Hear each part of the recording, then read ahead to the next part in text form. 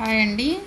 నేను మధ్యాహ్నం side joint చేయడం మీకు స్టిచ్చింగ్ అయితే చూపించలేదు. స్టూడెంట్స్ వచ్చారనమాట. వాళ్ళ క్లాస్ చెప్పి అంతా అయ్యేసరికి మధ్యాహ్నం అయిపోయింది. ఇప్పుడు మీకు సైడ్ జాయింట్ ఇప్పుడు మనం బ్యాక్ పార్ట్లో అయితే మనం ఒక లైన్ కొట్టుకుందాం. మీకు చూపించి స్టిచ్చింగ్ చేస్తా. ఓకేనా?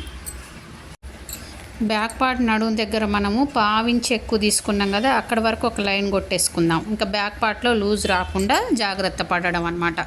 ఓకేనా?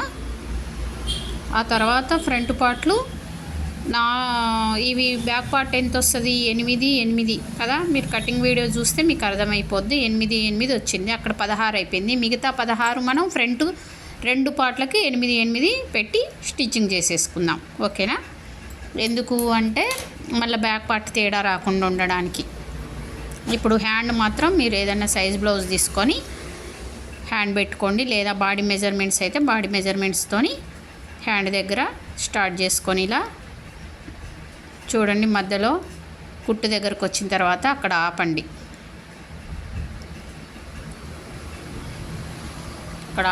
ఆపిన తర్వాత మళ్ళీ ఫ్రంట్ కూడా 8 తీసుకుందాం. మొత్తం మనకు 32 నడుము రావాలి.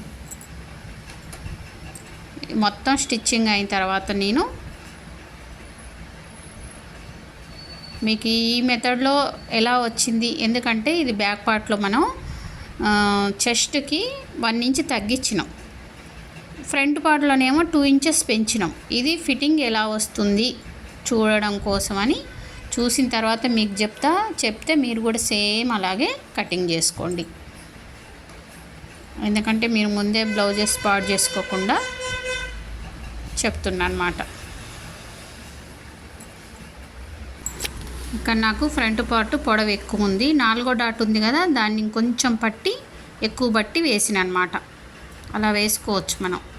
దానివల్ల మనకి బ్లౌజ్ అనేది ఏం తేడా రాదు. ఇంకా చెస్ట్ ఎక్కువ ఉన్న వాళ్ళకైతే ఇంకా మంచిగా ఫిట్టింగ్ వస్తుంది.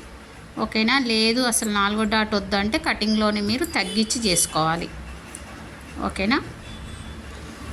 అంతే అండి. సైడ్ జాయింట్ ఏంటంటే పొద్దున్న మీకు చూపించలేదు కాబట్టి టైం లేదు, అందుకోసం ఇప్పుడు మళ్ళీ మీకోసం వీడియో తీసి నేను చూపిస్తున్నా.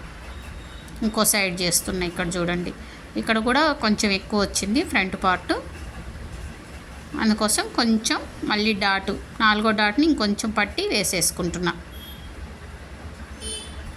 వేసుకొని జాయింట్ చేసుకుంటున్నా.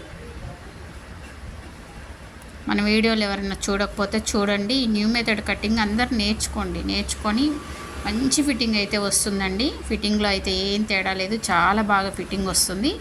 అందుకోసమే నేను దీని మీద ప్రయోగాలు చేస్తున్నాను అన్నమాట.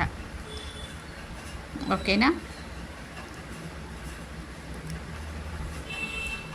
నార్మల్ కటింగ్లో కాదు, మళ్ళీ చెప్తున్నా, ఎవరైనా నార్మల్ కటింగ్ ఇలా చేసి బాగా రాలేదని అయితే కామెంట్ పెట్టకండి. న్యూ మెథడ్లో మాత్రమే. ఓకేనా? ఎందుకంటే మనకు డాట్ అదే క్రియేట్ అవుతుంది, షేప్ అదే వస్తుంది కాబట్టి కొంచెం లూజ్ ఫిట్టింగ్ వచ్చింది.